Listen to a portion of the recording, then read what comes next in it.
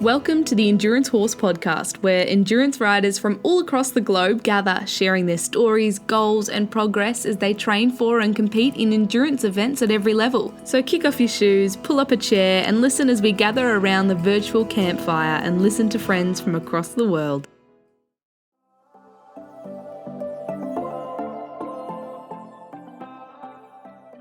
Welcome to episode 45 of Endurance Horse Podcast. Maybe you're one of the many people tracking the progress of the Tevis Cup that was held this past weekend, July 24th, 2021.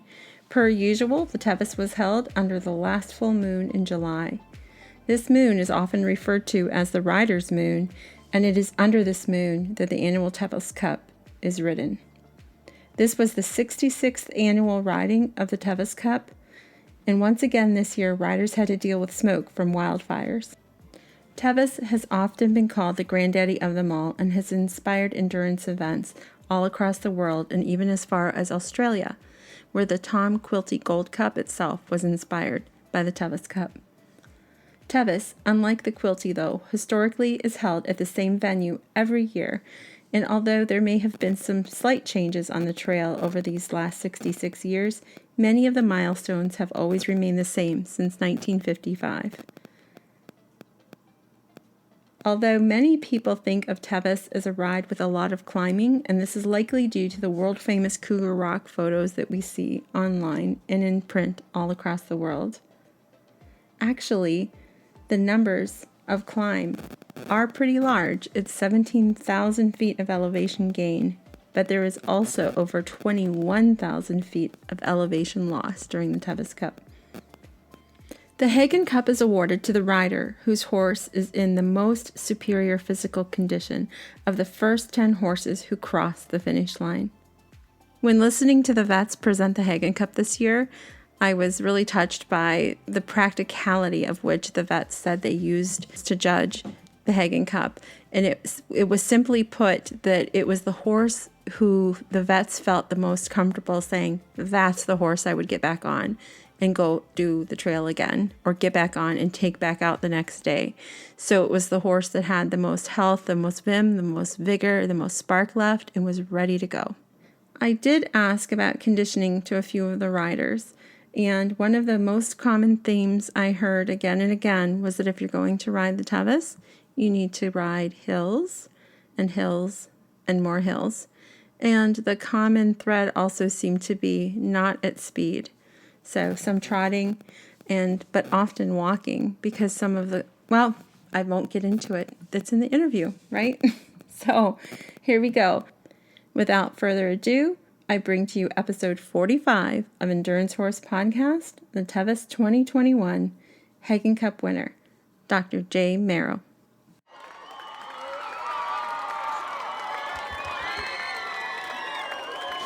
Today on Endurance Horse Podcast, we are talking to the 2021 Haggin Cup winner, Dr. J. Mero. Dr. Mero is a graduate of Cornell University, Large Animal Medicine, and owns Mariposa Equine Services.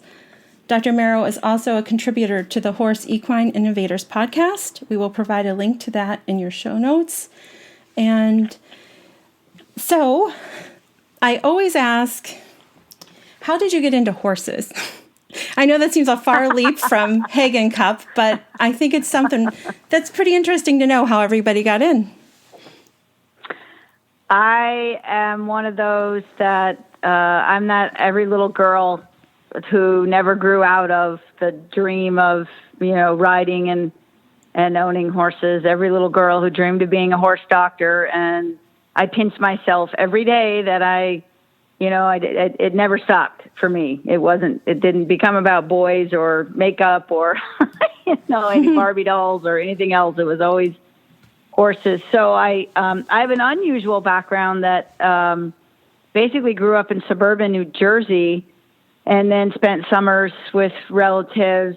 Often my grandparents were dairy farmers, but had stopped dairy farming by the time I was young. So I was just that kid that begged, borrowed, and stole and got on anything with hair and shoveled manure. I worked in through basically starting a junior high and through high school. My best friend and I, she had already been having lessons, and some of it's from my mother. My mother loved horses and owned horses intermittently, and there was a divorce. So whenever I was with my mother, she always seemed to land either with friends that had horses, or so it probably started there. But I mean, as far back as my memory goes, horses were just the thing for me. So I shoveled a lot of manure to get a chance to ride horses, and any horse I could, and really didn't have very formal lessons, but got to sit on the fence and watch the rather wealthy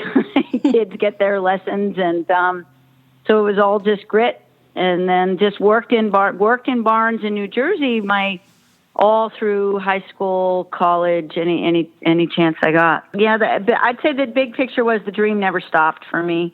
I just always wanted to be around horses. So how did you find endurance? That's kind of cool. So I did not even know endurance existed as a sport until I was an intern. So I got all the way through vet school in upstate New York, still into horses, did an internship in Canada at the University of Ontario Veterinary College, University of Guelph, Ontario, and met Yvette Vinton, who is an international rider there, but also all the staff there, they were very involved. There were several pockets of endurance rides up in Ontario, and that's how I got introduced to the sport. And by then I had been owning Morgan horses, managed to cobble together enough money to get some Morgan horses. I really wanted to do Morgan preservation, and owned a few Morgan horses, and had been showing and already was soured, if you will, with the subjectiveness of the show ring. Many of us find our way to endurance from the frustrations from the show ring. No matter what discipline you're in, you get frustrated with the subjectiveness. And I had been an athlete my whole life. I'd been a long distance runner, and so I was sort of already used to working hard and training hard, and been in track and field, and I actually was a javelin thrower as well. So it all just kind of fit with, wow, I could live and die by my own hand. It was up to me whether you would be rewarded with whether you appropriately prepared your horse or not, and it wasn't going to be, you weren't paying for some person's opinion. That immediately just tuned into me. But I do remember I was an intern when I started training. I moved after my first 6 months of an intern. Then I moved a horse up, found a barn not far from the hospital. And if I basically wasn't having to be at the hospital, I was with the horse. And I do remember trotting down the road thinking, "Oh my God, I want to do what?" Because back then, you're trotting miles and miles and miles. And I it's funny because people ask me now, and I just, over time, you eventually build up this musculature in your own self, and muscle memory and joint memory, and now you can go long gaps and ride a long time. But I distinctly remember the beginning with, wow, these people are crazy. So I do wish I'd known about it even sooner. I didn't. It's funny how this neat little sport is, a lot of people still don't know about us. Oh. Well, that's kind of part of the point of Endurance Horse Podcast, was to get the word out there. I was actually at the Midwest Horse Fair with my photography booth, and then I just was trying to also contacted ARC and said, "Can you send me some things I can hand out, since I'm going to be there anyway, because endurance was not represented there." There were over 30,000 people there at the Midwest Horse Fair, and full riders who had stopped by. I would ask, "Hey, did you know about endurance riding? Would you like, this pamphlet?" And at a horse fair, they had no idea that endurance existed at all. Wow. So that was kind of the part of the podcast, is I try to get other riders into it, to say, hey, it does exist, because in the Midwest, they didn't think it was a Midwest thing. They thought it was a coast thing, either coast. Right. But the Midwest has a lot of endurance riding. Yes, they do. Yep. So I recently read this quote, and it made me think of you. I'm like a lot of other people. I was staying up way too late watching everybody cross the finish line, and then watching the great volunteers did the live videos of the buckles and the Haggin and the Tevis Cup Award. So I heard this quote, or read it, and it said, "Do not focus on your fear. Focus on what you want." And I thought, that's exactly what you have done, because the Haggin Cup has been a long-time goal for you. I am of that opinion. And those of us that are deep into the sport, I think, have that opinion. there's a couple roads to this. So my very first endurance, I went back home to New York, prepared a horse. It wasn't until many years later I started having children. So I was sort of, I was vetting and sort of loosely attached. My first ride wasn't until 2003, and I went back up to Canada, and I was a veterinarian, and I did a lot of research. So I was very well prepared, and we were winning the race. It was very competitive as an FEI, dual FEI. And a famous veterinarian up there named Dr. Stan Alchemade, who contemporary of Dr. Art King. Art's another one that started me, because I started all my endurance in the East. And he right then and there drilled into me. This was almost 20 years ago. He said, "Well, do you want to win, or do you want to get best condition?" Mm-hmm. In other words, ratchet it back a little bit here. You're pretty comfortably in the win. You want to come in and really present this horse and have it and take care of it. And it just sort of right then oriented my thinking to winning isn't everything. Taking care of your horse is the most important thing. I will confess, like every other probably, rider that aspires to the upper edge, for many, many years, I thought my goal was to win Tevis. I'll be the first to admit that. And I would say it was probably 4 or 5 years ago when I kind of came around to, no, that's, and there's a couple reasons for that, having ridden enough. And there was a year I was actually doing very well and pulled winning and, at Quarry. And if you look at my first Tevis, we sort of inadvertently was a top 10. It was not at all planned. And if you look at what's happened in the last 10, 15, 20 years, Tevis has now become brutally competitive. The top 10 is quite competitive. The times are, tight. With the time that I was 10th in 07 is out, a couple hours slower than we were. It's all changing. It's very, very competitive. The horses have everybody's gotten better at it. The horse flesh is, I applaud the horse. There's more competitive. It's wonderful. I'm not complaining at all. So it's somewhere along the line I realized, this trail is really tough. It really eats up a lot of horses. And every time, I said it just again on Saturday, every time we get out of the high country and we get close to Robinson, as a veterinarian, I shake my head with, oh my God, how do any of us get through this ride with sound horses? This is really rugged and hard. So I realized that I personally probably did not want to ever push a horse to the point where it needed to finish at like 9 to 10 o'clock at night to try to 9:30, 10:30 to try to win. And that last stretch from Quarry in to race that in, and we've had a bunch of these in the last few years, to really have to go smashing through that to win. I don't want to do it. So if I ever win, it'll probably be an accident or it inadvertent. It'll just be a great day. And that's when I realized, to present that horse the next day, sound as you can be, happy, perky, bodied out, bellied, looking like, that was that. It was then. It was a few years ago. I was like, this is the goal. And I agree with you. Most of us that are long time horsemen have now appreciated that. And that was I wrote a Facebook post and I was commenting that really that's it. The essence of the sport.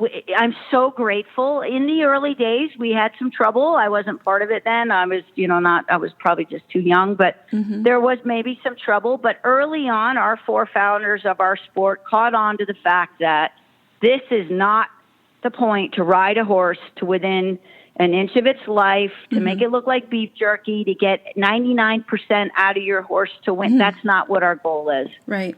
And I applaud that because, and as time has gone on, as you said, the Haggin Cup has now gotten the prestige that it deserves. That's the goal. That's the goal. Come back on Sunday with a horse. And this mare finished in 19, and she would not have been sound enough to have presented that day. So it's been a process for her. We, like a lot of these race-bred animals, now we're struggling with some feet issues. As a veterinarian, I've diagnosed a bunch of feet issues. We got to get a little better with our feet breeding, I think, on our race-breds. So it's been a tinkering process for her on finding out what works best for her. And it's funny, we did not ride Saturday to win the Haggin at all. It's the first year I finally had a horse ready for my daughter to actually be with me. We generally, in the last 3-4 years, 17, we all rode together, my daughter, my son, and myself. And 18, I rode with a friend. 19, I tried to stay with my daughter, but this mare I'm on is quite talented and was just pulsing in ridiculously. So I went on, and my daughter rode with my Australian friend. And so this was the year that we were like, well, we've got this next mare coming up. Let's hope we can stay together. So that really had been the goal, to kind of toy with the idea of getting into top 10, but making sure we finished. And we just had one of those stellar days. We just did. It was just everything worked, and we just kept going. And it probably was about halfway through the day that I was like, wow, this mare's handling these rocks really well. Maybe we'll get to present for best condition. So it was fairy tale weekend that it all worked out the way it did. So as you mentioned your daughter, you two rode the entire ride together this time, and your mare's name was Lena, and correct. Raina's is Eclipse, or did I hear on a video that you call her Clippy? Yeah, we nicknamed her Clippy. Yep. So what was that like to ride across that finish line together, placing 6th and 7th in the top 10? Oh, and I heard it all day. My son has ridden, but he's now moved on. My youngest daughter rode a little bit with us, but confessedly loves cow horse stuff. So she's now moved on and is doing cow horse and owns a quarter horse. And so to have this daughter absolutely share every bit of this passion of the sport with me step for step I hope that there's a lot of famous mother-daughter and third generation. You have you have third generation. I hope I have spawned a dynasty and we'll have third and fourth generation. We intend to breed these mares and have our own horses as well. So it's priceless. It's priceless to just have it, and to have your children crew for you. It's just it's amazing. It's the coolest, and it's interesting because this sport, because it's so individualistic. A lot of the riders don't have children. Some of them don't have children at all. Right. It sort of selects a certain personality that a lot of them, and some of the upper riders don't have children. And so to be able to raise a child to be that competitive, and I did tease her. She's ridden fast and she's done very well, but we had not ridden Tevis that fast together. And I warned her a month or two out. I said, you need to really be ready for this. The canyons are going to be rough. It's going to be hot. That's where I tend to make a lot of time, and you need to be real. And she did. She was ready for it. And I think it was really special for her too. We had talked about it. It was funny. It was only about a half hour out. And I said, okay, now when we go under the banner, we're going to hold hands up. And she's like, oh, I'm so glad you said that, Mom, because I was going to say it too. So tell me a little bit about your mares. They're half sisters. Is that correct? Yeah, so the cool thing is actually I reminded myself they're 3/4 sisters. So the fathers are half brothers. I personally have been busy a couple days tracking down through. So the mares, I believe a lot of their talent is coming from their dam, who is old Polish breeding. I've had many series of different bred things for endurance, and I like many people now. I really love the minds of race breds. And these are mostly their domain half brothers, and the temperament is wonderful. My mare she's just so polite. She just never says no. She just is always, she may question you, are you sure we have to? But she just never says no. They're very, they're intense, and yes, she can be a little redheaded. You've got a lot of energy there, but you just respect it, and it's fine. But I am going to spend the next while trying to figure out how to find some more of that old line breeding through the dam line, because I think I clearly have good heart rates. The two mares pulsed together, pulse per pulse, and they were ridiculous. There was no, places where you normally would have trouble having horses pulse, Deadwood, Chicken Hawk, places like that. These horses came in and were down within a minute or two. That's just ridiculous. I don't know that I've ever had two horses be that talented in their heart rates. Their CRIs were ridiculous all day. Like 40s, 50 something, and then 40 something. They were just shocking. I mean, I knew they were that talented, but to be put under that pressure was pretty amazing. So I need to capitalize on that and keep trying to go with that. And I want to go down through some of the older Polish lines because I feel like I need to fix feet. Right. I need to get a stronger, tougher foot. I've always believed that it is that mare line and maybe even the top line on the mare, the sire line there that goes back to the grandfather. I've kind of noticed that the horses I really like, they tend to resemble that part of their pedigree more, and I've never understood, the big push. Well, it's probably money, but for stallions to be the big deal, because I've always believed it. 70+% comes from the mama. I would agree. And you talk to breeders of any, right, and most, doesn't matter which, whether it's Arabs or others, most very knowledgeable breeders will agree with you. It's all in your damn lines. That's right. So, yeah, I got to see her thanks to the volunteers who did the live feed. I mean, she looked like she didn't work the day before. She looked ready to go. But also, you looked ready to go. So I was wondering if you could talk to our listeners a little bit about what you do personally to make sure your fitness is ready for Tevis. So I am older now, and because of that, I feel like I need to spend as much time. I always have to do a two-prong approach. I have to run, so I have to be able to handle canyons. So I'm older, I have some knee arthritis, I have some other things. So I confess I don't run all year, but definitely starting beginning of spring. And I'm a horse vet, so springtime is nuts for me. By about the time I get out the other side of breeding season, so May, June, I can usually find the time to start running. So I'll run 3, 4, 5 miles a day, every day, at least months before Tevis. And then to withstand a high-end 100, I do better if I ride a lot. So we have 4 or 5 horses going. And so I will ideally in several months leading up to something like Tevis, I will actually ride somewhere between 75 and 100 miles a week on various horses. And that's my personal, that helps me. I'm sure I could do a lot less. And often the weeks coming in, so your own horses, your going horses need to do less because you're peaked and you're just kind of coasting along. So I might the week or two before I'm not doing like 100 miles, but that seems to work with me. But certainly aerobic fitness is a big one. I always have to fight my weight. So if I keep my weight down, that's helpful. It's amazing at 50 something how much better you feel when you are not carrying a lot of excess weight. Every winter I seem to get a little too chunky, and then I feel so much better in the spring and the summer when I dump it off.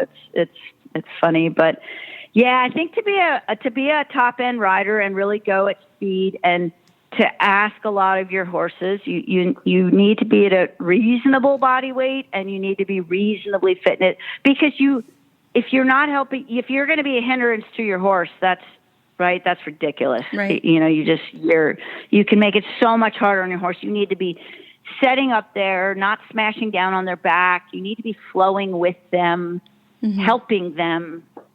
And so Raina is because she's either been school or working full time. She can't ride that many hours. She rides with me on the weekend. She'll put, 25, 30 miles with me on each day of a weekend and maybe one day a week.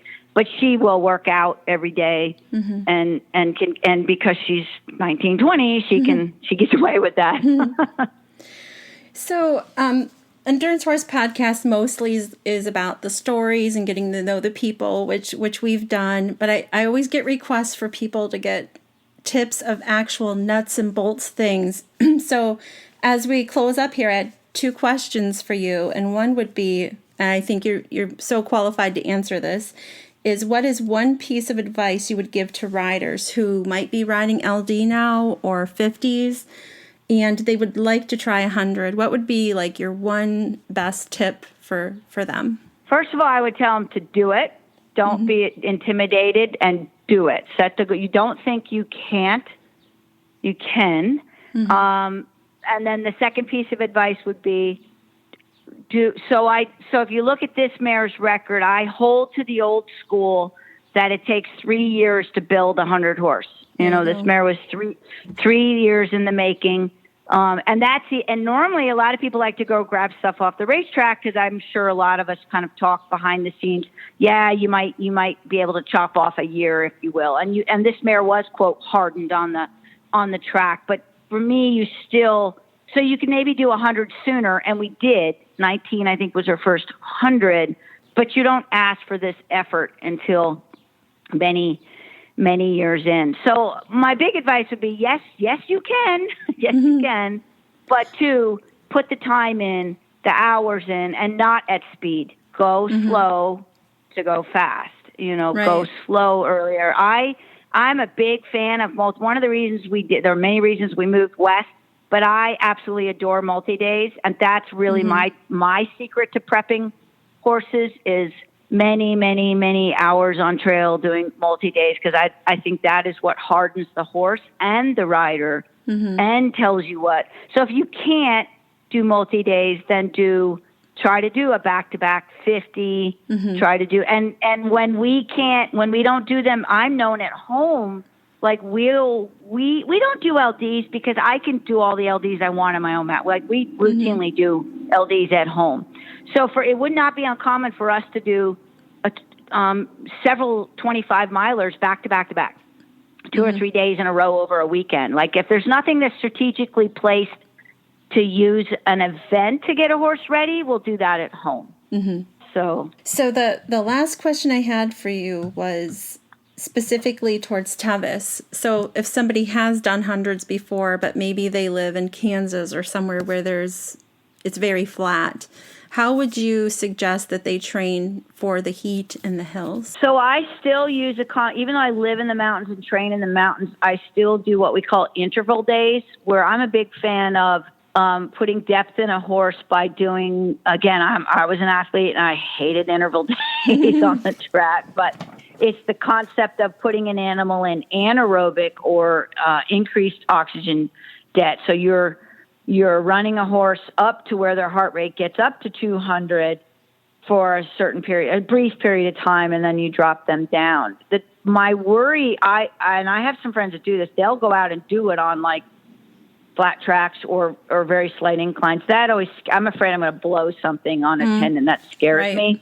So my preference is even somebody because I hear from flatlanders, they can usually still find a hill. Like, and when I lived back east, I would trailer to a certain hill.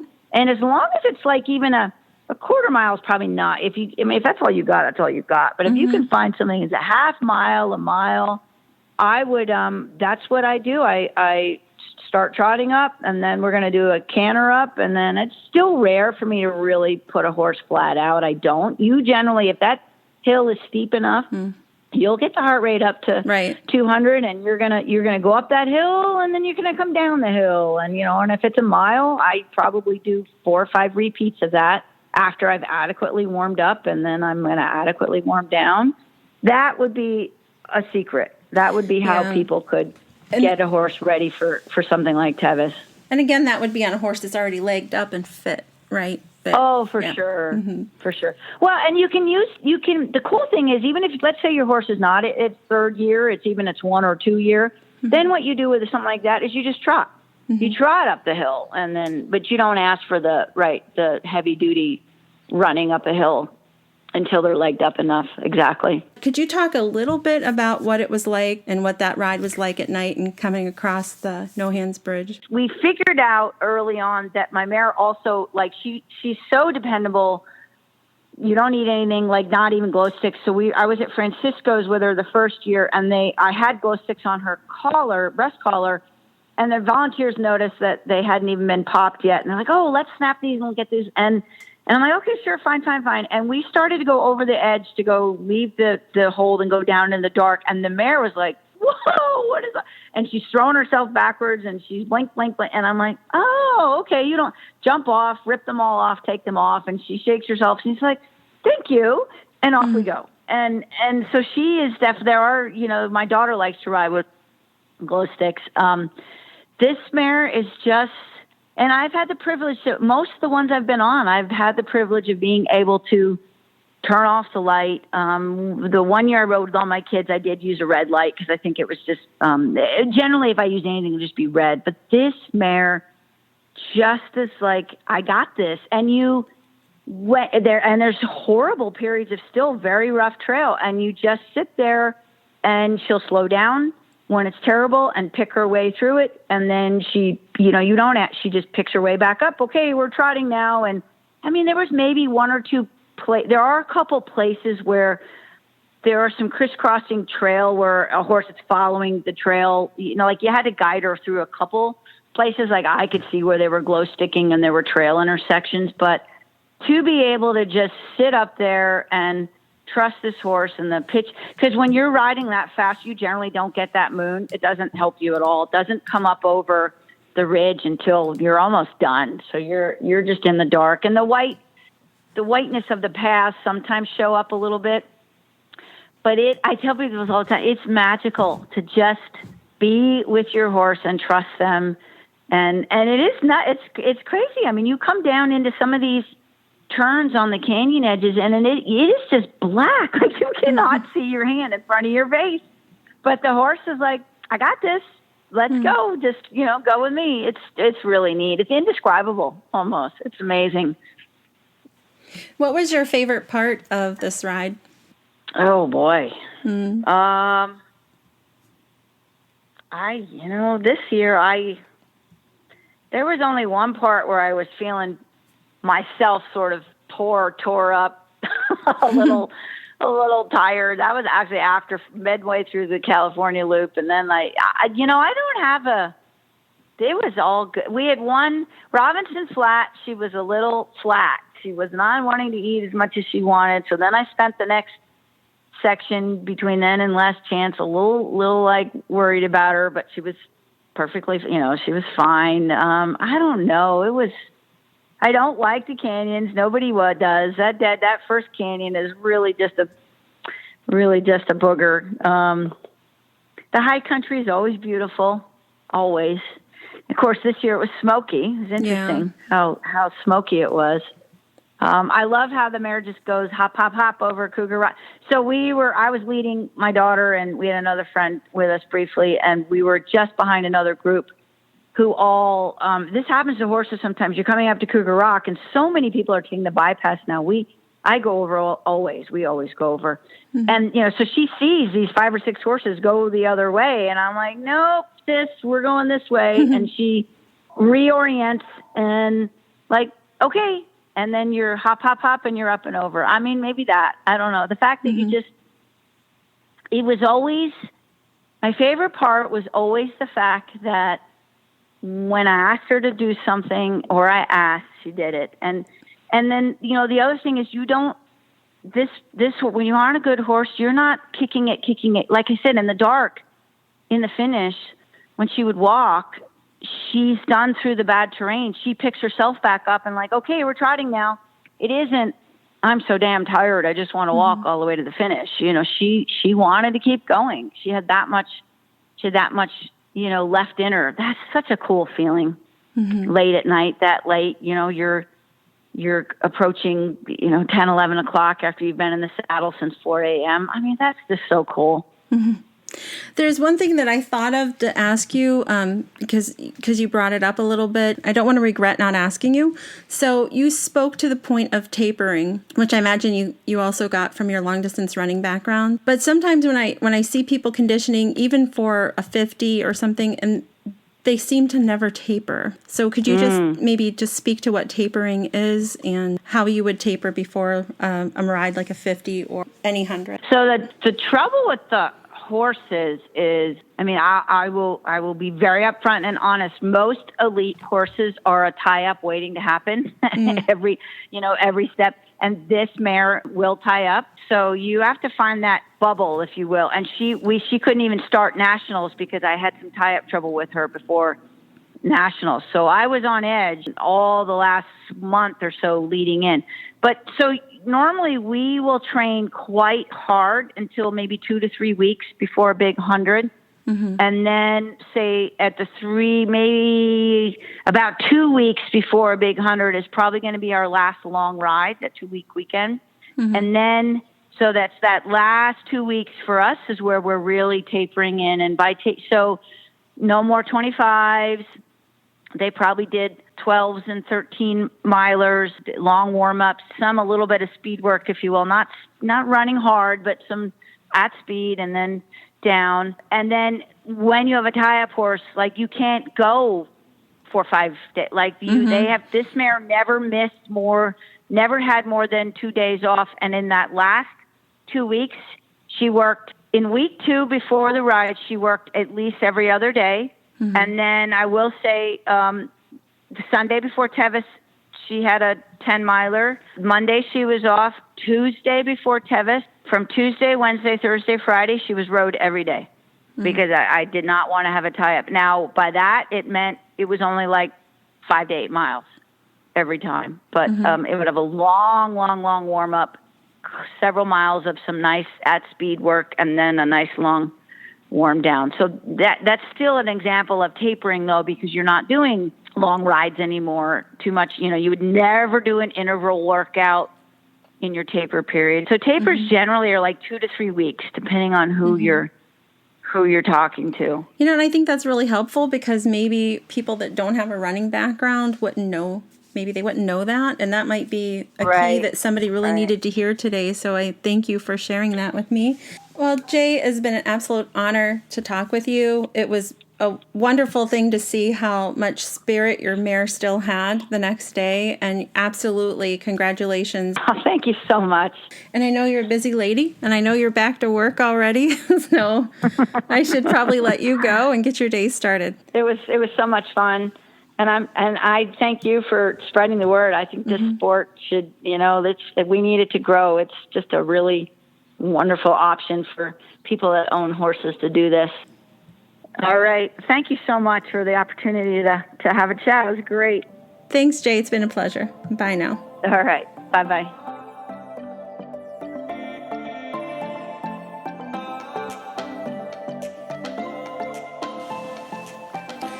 To share your story on Endurance Horse Podcast, send an email to endurancehorsepodcast@gmail.com.